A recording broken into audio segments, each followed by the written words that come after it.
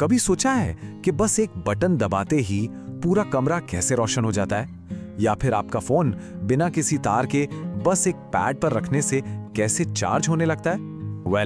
आज हम उसी अदृश्य शक्ति, उसी इनविजिबल फोर्स के बारे में बात करने वाले हैं जो हमारी पूरी दुनिया को चलाती है। जी हाँ, हम बात कर रहे हैं बिजली की। और यकीन मानिए, इसकी कहानी किसी जादू से कम नहीं है। जरा सोचिए, हमारे हाथ में जो स्मार्टफोन है, जो लैपटॉप हम इस्तेमाल करते हैं, यहाँ तक कि आसमान में उड़ते हवाई जहाज, सब कुछ इसी एक ताकत पर निर्भर करता है। ये एक ऐसी अदृश्य शक्ति है, एक ऐसा धागा है जिसने हमारी मॉडर्न दुनिया को एक साथ बांध के रखा हुआ है। पर सवाल ये है कि ये है क्या और ये काम कैसे करती है? तो आज की हमारी खोज इन 5 हिस्सों में बटी है। हम शुरू करेंगे सबसे बुनियादी चीज से, यानी चार्ज से। फिर देखेंगे कि ये चार्ज बहता कैसे है, इसे धक्का कौन देता है, ये किस रास्ते पर चलता है, और आखिर में ये हमारी जिंदगी के लिए इतना जरूरी क्यों है। तो चलिए कहानी की शुरुआत करते हैं बिल्कुल जीरो से।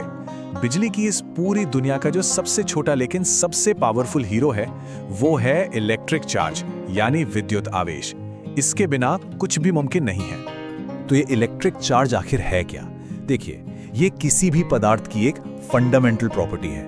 ये 2 तरह का होता है, पॉजिटिव और नेगेटिव, और इसे हम नापते हैं कूलम नाम की यूनिट में। अच्छा, तो ये पॉजिटिव और नेगेटिव चार्ज आते कहां से हैं? ये आते हैं एटम के अंदर मौजूद छोटे छोटे कणों से। प्रोटॉन पर होता है पॉजिटिव चार्ज और इलेक्ट्रॉन पर होता है नेगेटिव चार्ज।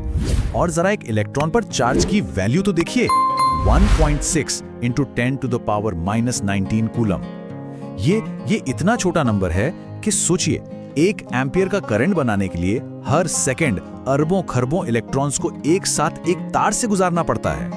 और इनके बीच का रिश्ता, इनके बीच का नियम बहुत ही सीधा साधा है, बिल्कुल चुंबक की तरह।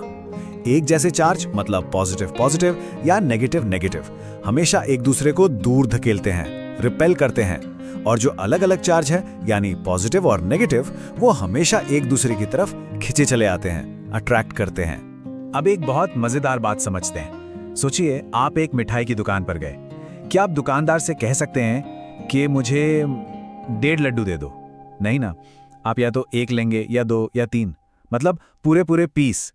चार्ज का भी बिल्कुल यही हिसाब है। इसी चीज को फिजिक्स की भाषा में कहते हैं क्वांटाइजेशन ऑफ चार्ज। इसका सीधा सा मतलब है कि चार्ज हमेशा पैकेट्स में आता है और हर पैकेट की वैल्यू एक इलेक्ट्रॉन के चार्ज के बराबर होती है। इसका एक सिंपल सा फॉर्मूला है Q = Ne, मतलब टोटल चार्ज हमेशा N × E होगा, जहां E एक इलेक्ट्रॉन का चार्ज है और N हमेशा एक पूरा नंबर होगा, जैसे 1, 2, 1000, लेकिन कभी भी 1.5 या 2.75 नहीं हो सकता। चलिए, अब तक तो चार्ज एक जगह पर बैठा था। अब देखते हैं कि जब ये चार्ज, ये आवेश चलने लगते हैं, बहने लगते हैं, तो क्या होता है। जब ये चार्ज किसी तार जैसे कंडक्टर से होकर बहते हैं, तो उसी बहाव को हम कहते हैं इलेक्ट्रिक करंट या विद्युत धारा। सीधे शब्दों में कहें तो 1 सेकंड में कितना चार्ज बह गया, वही करंट है, और इसे नापने की यूनिट है एम्पियर। अब यहाँ एक बहुत ही दिलचस्प बात है। जब हम करंट की बात करते हैं, तो असल में तार के अंदर नेगेटिव चार्ज वाले इलेक्ट्रॉन ही चल रहे होते हैं, और क्योंकि उन पर नेगेटिव चार्ज है, तो वो बैटरी के नेगेटिव टर्मिनल से दूर भागते हैं और पॉजिटिव टर्मिनल की तरफ अट्रैक्ट होते हैं। तो असली बहाव, रियल फ्लो, नेगेटिव से पॉजिटिव की तरफ होता है। लेकिन कहानी में एक ट्विस्ट है। जब बहुत पहले साइंटिस्ट्स ने करंट पर काम करना शुरू किया, तब उन्हें इलेक्ट्रॉन्स के बारे में पता ही नहीं था। उन्होंने बस ये मान लिया कि कोई पॉजिटिव चीज बह रही है, और इसीलिए उन्होंने करंट की दिशा पॉजिटिव से नेगेटिव मान ली।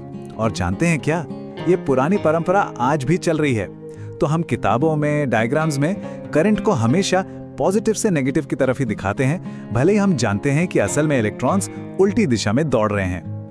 पर एक मिनट, ये चार्ज अपने आप क्यों चलने लगते हैं?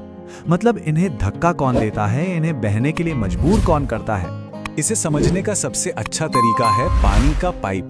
सोचिए, एक पाइप जमीन पर सीधा पड़ा है, क्या पानी बहेगा? नहीं।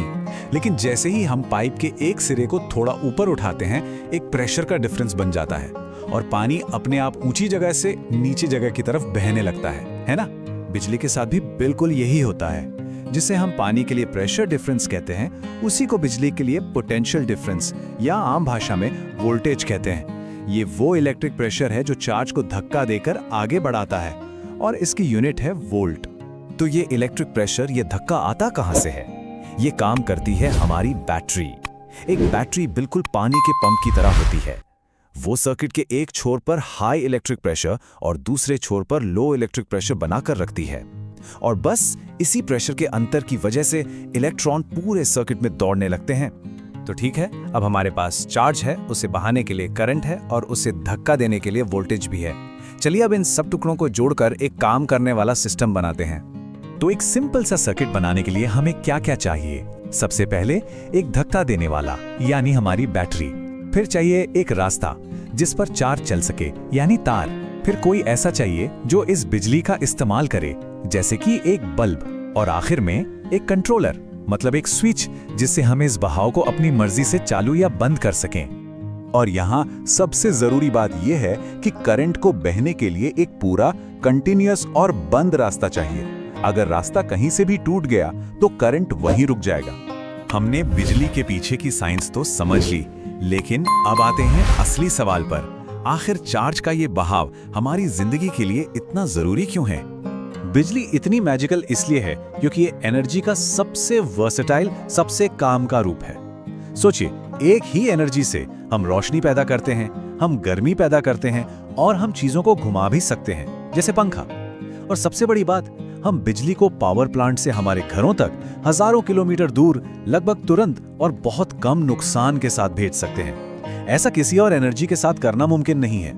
तो आज हमने बिजली के बहाव की कहानी तो समझ ली, लेकिन हर कहानी में एक रुकावट भी तो होती है ना? तो सवाल यह है कि बिजली के इस बहाव को रोकता कौन है? और क्या हो अगर मैं कहूं कि कभी-कभी ये रुकावट ही सबसे जरूरी चीज होती है? इस पहेली का जवाब हम अगली बार खोजेंगे। अगर आपको ये वीडियो अच्छा लगा हो तो इसे लाइक करें और वीडियो को अपने दोस्तों को शेयर करें। इससे हमें और वीडियो बनाने की मोटिवेशन मिलता है। ऐसे ही और वीडियोस देखने के लिए SGS एजुकेशन एकेडमी को सब्सक्राइब करें और बेल आइकन दबाना ना भूलें।